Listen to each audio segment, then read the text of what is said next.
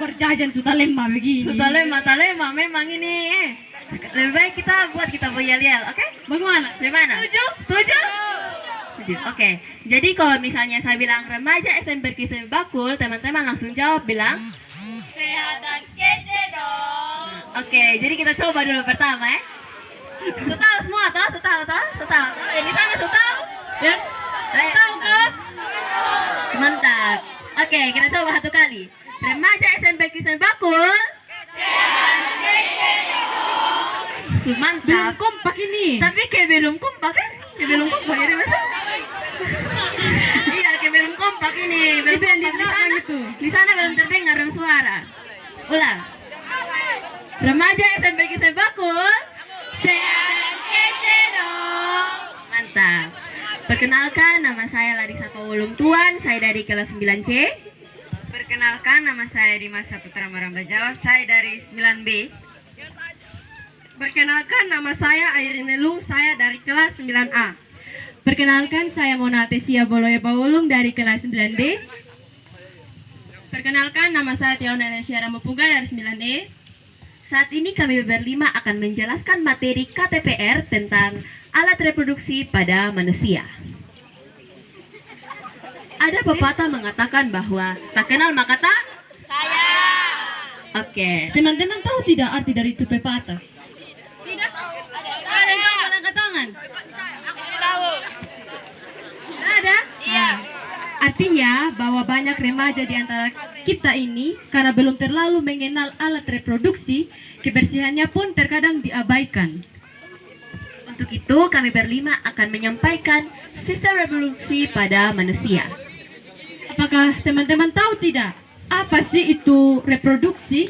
Ada yang tahu? Tidak. Ucil?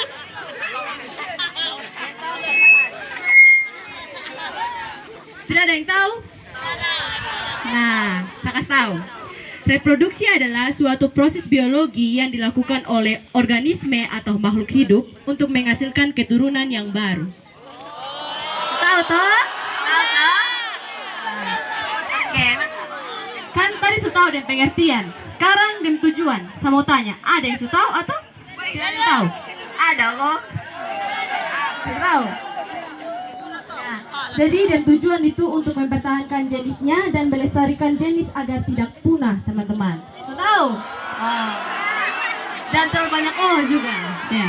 Oke teman-teman, jadi kita sudah tahu tujuan dan ada berapa itu sistem reproduksi pada manusia. Sekarang kita akan masuk ke materinya. Dan materi yang paling pertama akan dijelaskan oleh teman kita Dimas. Kepada Dimas kita persilahkan. Nah, jadi Tepuk teman-teman, tangan dulu. Mantap. nah jadi teman-teman, organ reproduksi itu terbagi menjadi dua. Ada yang sudah tahu toh apa-apa itu?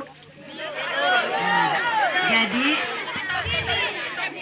Nah itu tuh Dimas kasih tahu tuh, pakam tahu. Terus untuk aku kasih memang tahu. Ya. saya kasih tahu ya. Yang pertama itu organ reproduksi pada perempuan dan organ reproduksi pada laki-laki. Nah, yang Sudah. pertama saya akan membahas tentang organ reproduksi pada perempuan. Organ reproduksi pada perempuan terbagi menjadi dua lagi, yaitu organ reproduksi bagian luar dan organ reproduksi bagian dalam. Nah, organ reproduksi bagian luar terbagi menjadi dua lagi. Dua lagi. Wah, banget ya. Banyak ini. Terus organ reproduksi bagian luar kan terbagi menjadi dua. Yang pertama itu vulva, yang kedua labium. Terus apa itu vulva? Ada yang tahu? Ada yang tahu boleh angkat tangan? Kasih dia sebentar. Tidak ada. Kan kita tanya tuh di audiens ini masih tidak tahu. Jadi vulva itu celah terluar dari organ reproduksi wanita. Terus labium itu dia itu pembatas atau pelindung dari vulva. Jadi mungkin sekian dari organ reproduksi bagian luar. Untuk organ reproduksi bagian dalam akan dilanjutkan oleh teman kita yang lain. Tangan dulu.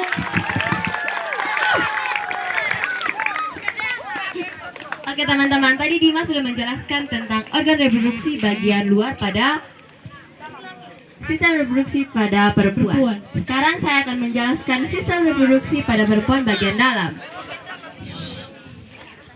Jadi teman-teman, di sistem reproduksi bagian dalam pada perempuan ini ada dua fungsi utama. Yang pertama itu adalah menyalurkan dan memproduksi sel telur atau yang bisa dibilang dengan ovum. Nah, fungsi yang kedua itu adalah untuk menyokong pertumbuhan janin. Jadi sistem reproduksi pada perempuan bagian dalam itu ada dua fungsi utama. Nah, sekarang saya akan menjelaskan ini. Ini teman-teman sudah ada yang tahu apa Ada yang tahu? namanya? Ada yang tahu? Boleh datang sini tunjuk. Dan nama sih. Boleh, Ada boleh. yang tahu? Ada perempuan mungkin. Ini bukan hal yang tahu ya teman-teman, ini pengetahuan. Ya? Oke, jadi teman-teman mungkin yang lain belum tahu ya. Jadi ini namanya ovarium. Jadi di ovarium itu pada sistem reproduksi pada perempuan bagian dalam ada dua, ovarium kiri dan ovarium kanan. Jadi ada dua ya teman-teman. Nah, di ovarium ini ada mereka ini berfungsi sebagai kayak penghasil kayak untuk membentuk sel telur. Kalau di laki-laki kan sel sperma, kalau di perempuan itu sel telur. Nah, sel telur ini bisa dibilang dengan ovum. Jadi sedikit itu pengertian dari ovarium. Sekarang akan dilanjutkan oleh teman kita Airin. Saya kepada Airin dipersilahkan.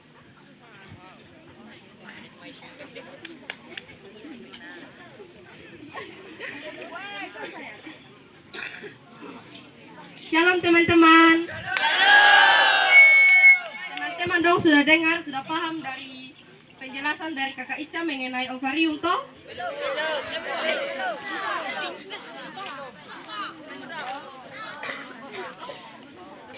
Jadi sekarang saya akan menjelaskan apa itu atau fungsi dari tuba falopi. Tuba falopi itu yang berbentuk pipa terus agak melengkung teman-teman. Ada yang bagian kanan dengan ada yang bagian kiri. Nah, fungsi dari tuba falopi itu saluran sebagai jalannya ovum atau sel telur dari ovarium ini yang berbentuk bulat teman-teman. Nanti saluran sel telur ini akan dikirim ke uterus atau rahim dan melewati tuba falopi ini. Nah, di bagian awalnya tuba falopi ini ada sedikit jumbai-jumbai teman-teman. Jumbai-jumbai ini biasa disebut dengan infundibulum. Apa itu infundibulum? Infundibulum itu untuk menangkap sel telur yang dikirim dari ovarium menuju ke uterus. Nah, di uterus ini nanti terjadinya pembuahan atau yang biasa disebut dengan janin. Nah, selain sebagai saluran, tuba falopi ini juga berfungsi untuk terjadinya pembuahan atau yang disebut dengan tempat tinggalnya janin. Nah, nanti kalau sel telur sudah terjadi pembuahan akan dikirim ke uterus. Tuba falopi ini tempat bertemunya sel telur dengan sel sperma. Bertemunya itu di bagian ujungnya tuba falopi ini teman-teman. Sekian penjelasan dari tuba falopi yang nanti akan dilanjutkan oleh teman-teman saya yang lain. Tepuk tangan dulu. Nah teman-teman, saya akan melanjutkan penjelasan dari Kakak Airin tadi mengenai tuba falopi. Sekarang saya akan menjelaskan tentang uterus. Teman-teman tahu uterus yang bagian mana kok? Tidak tahu? Nah. Jadi teman-teman, uterus itu yang bagian ini. Yang ini nih. Teman-teman tahu tidak kata lain dari uterus itu apa?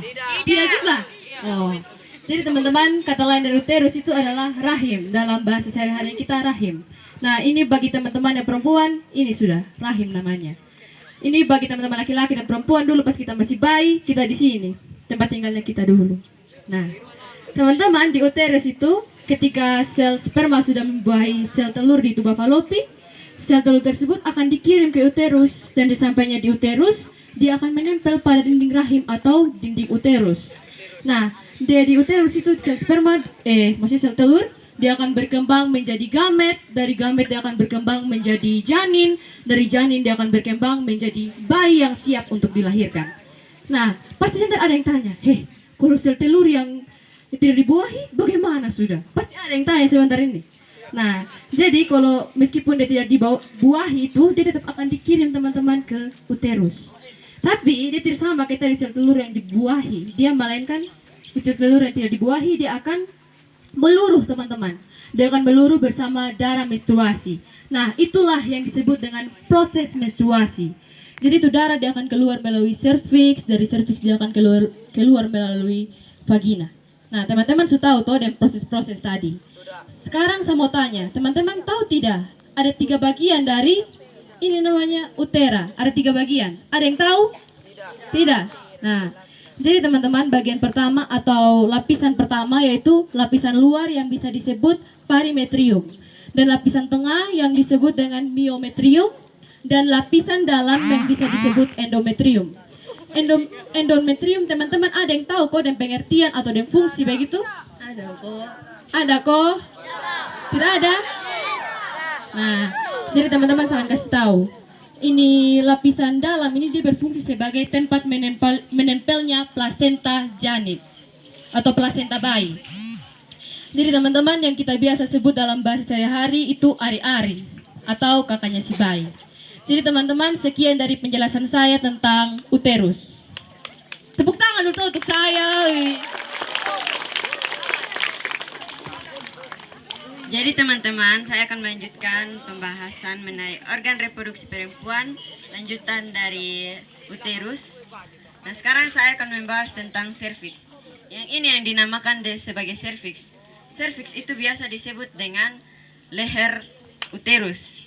Nah, di sini dia ini uterus ini, serviks ini, dia menghasilkan lendir yang dapat membawa sel sperma dari vagina ke uterus.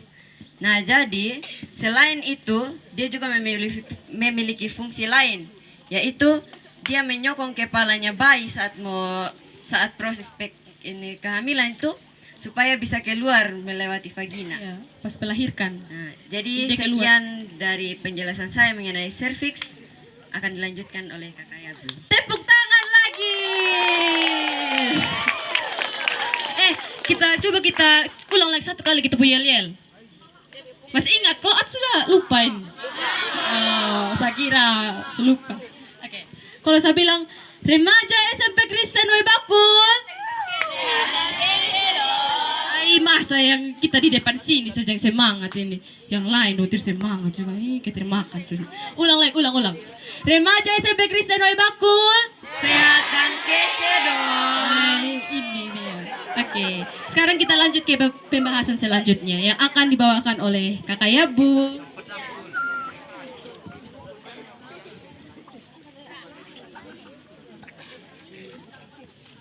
Halo teman-teman. Ya, sekarang saya akan melanjutkan pembahasan mengenai alat reproduksi pada wanita bagian vagina. Sebelum saya menjelaskan, teman-teman tahu tidak apa itu vagina? Teman-teman perempuan tahu tidak? Tidak. Ya, vagina, yang disebut vagina adalah ini. Vagina adalah saluran darah saat menstruasi dan jalan lahirnya bayi. Pada wanita, khususnya pada vagina, memiliki selaput yang membatasi, yang disebut dengan selaput darah. Selaput darah itu mudah sobek, tapi ada juga beberapa yang tidak mudah sobek. Fungsinya, menurut secara kesehatan dan biologi, selaput darah ini tidak memiliki fungsi apapun. Ya teman-teman, yang disebut selaput darah ini tidak memiliki fungsi apapun. Padahal di dalam tubuh kita nih, organ-organ tubuhnya kita ini memiliki fungsi, tetapi selaput darah saja yang tidak memiliki fungsi. Nah karena itu untuk para wanita kita harus menjaga selaput darah kita agar tidak sobek. Nah, sekian dari penjelasan saya. Terima kasih. Dan saya langsung akan Oke teman-teman, tadi kita sudah mendengarkan materi dari sistem reproduksi pada perempuan. Sekarang kita akan masuk ke dalam materi sistem reproduksi pada laki-laki. Tapi sebelum itu kita mau Ice breaking dulu. main